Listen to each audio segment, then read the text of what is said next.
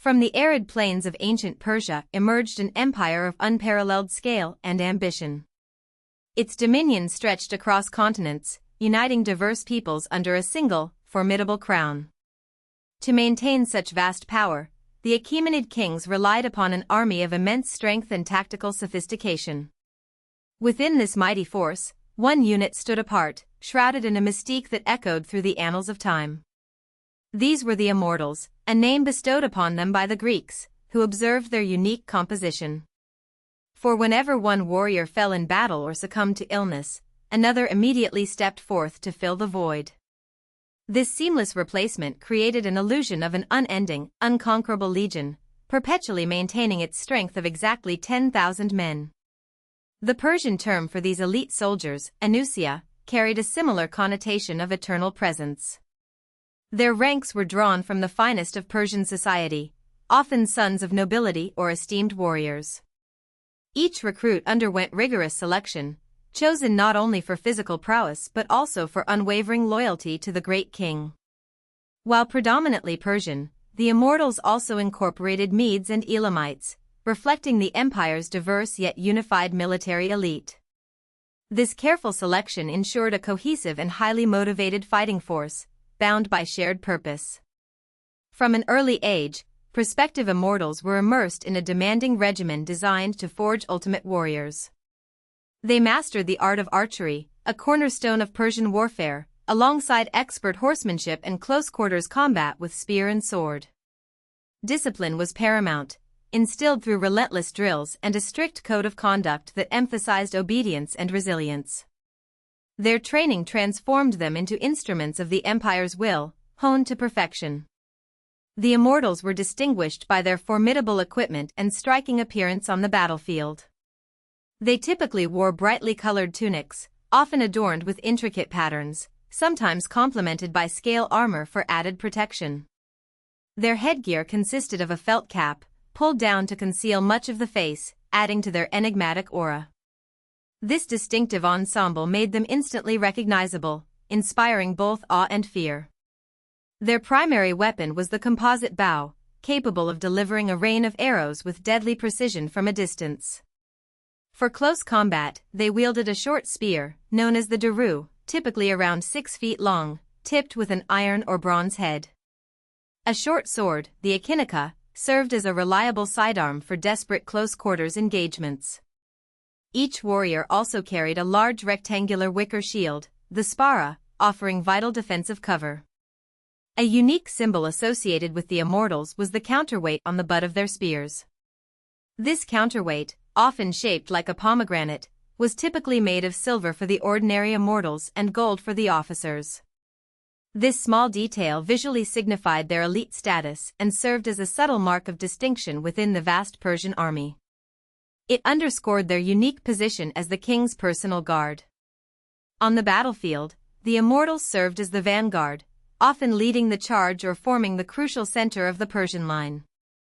They also functioned as the king's personal bodyguard, ensuring his safety even amidst the chaos of battle. Their presence alone was a powerful psychological weapon, demoralizing enemies before a single arrow was loosed. They were the unwavering shield and spear of the Achaemenid dynasty. Their tactics combined the devastating power of archery with the shock of a disciplined infantry charge. They would unleash volleys of arrows to soften enemy formations, disrupting their cohesion and inflicting casualties from afar. Once the enemy was sufficiently weakened, the Immortals would advance with their spears and swords, exploiting any gaps created by the arrow storm. This coordinated approach maximized their effectiveness against various adversaries. The first major demonstration of their prowess came during Cambyses II's conquest of Egypt in 525 BCE.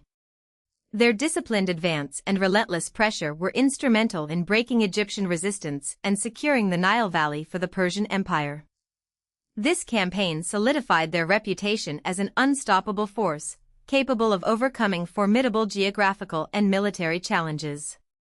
Their strategic importance was undeniable from the outset.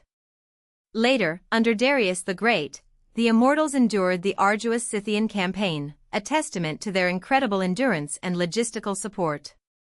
Traversing vast, inhospitable steppes, they faced not only an elusive enemy but also the extreme challenges of supply and terrain. Though the campaign yielded no decisive victory, the Immortals' ability to maintain cohesion and operational capacity in such conditions was remarkable. Their resilience was truly tested. Perhaps their most famous encounter, and one that cemented their legend, occurred at the narrow pass of Thermopylae in 480 BCE. Here, a small force of Greek hoplites, led by the Spartans, bravely stood against the colossal invading army of Xerxes I. The Immortals were initially thrown against the Greek phalanx, expected to sweep aside the defenders with ease. For 2 days, the Immortals, despite their numerical superiority and elite training, found themselves unable to break the Spartan line. Their spears were shorter than the Greek dory, and their lighter armor proved vulnerable to the disciplined thrusts of the hoplites. Wave after wave of elite Persian warriors crashed against the unyielding shield wall, suffering heavy casualties without gaining ground. This unexpected resistance was a profound challenge to their perceived invincibility. It was only through a treacherous path, revealed by a local, that a detachment of Immortals managed to flank the Greek position. This maneuver ultimately sealed the fate of the defenders, allowing the Persian forces to encircle the Spartans and their allies. Even then, the Greeks fought to the last man, but the Immortals' strategic deployment highlighted their adaptability and the sheer scale of the Persian war machine. The ultimate test of their resolve, however, came at the Battle of Plataea in 479 BCE, a year after Thermopylae. Here, the remaining Persian forces, including many Immortals, faced a united Greek army on open ground. Despite fierce resistance and desperate courage, the Immortals, deprived of their former tactical advantages, were eventually overwhelmed by the heavily armored Greek hoplites. Even in the face of certain defeat, the Immortals did not surrender. Accounts describe them fighting until the very end, their disciplined ranks slowly collapsing under the relentless pressure of the Greek advance. This final, desperate stand at Plataea underscored their core ethos: a warrior's duty was to fight for the king and empire until death, never yielding, never retreating without orders. Their legacy was one of unwavering commitment. Beyond the battlefield, the Immortals were supported by an extensive logistical apparatus, a testament to the sophistication of the Persian military. They traveled with their own retinue of servants, cooks, and even concubines, ensuring their comfort and readiness.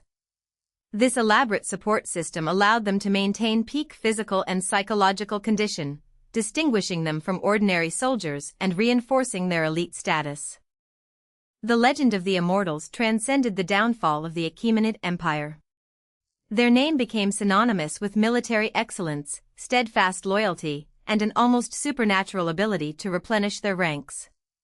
Across centuries, their story inspired subsequent elite units and captured the imagination of historians and poets alike. They became a symbol of a martial ideal, a standard against which other elite forces would be measured. The Immortals remind us that true strength is not merely in numbers, but in an unyielding spirit and absolute dedication to a cause.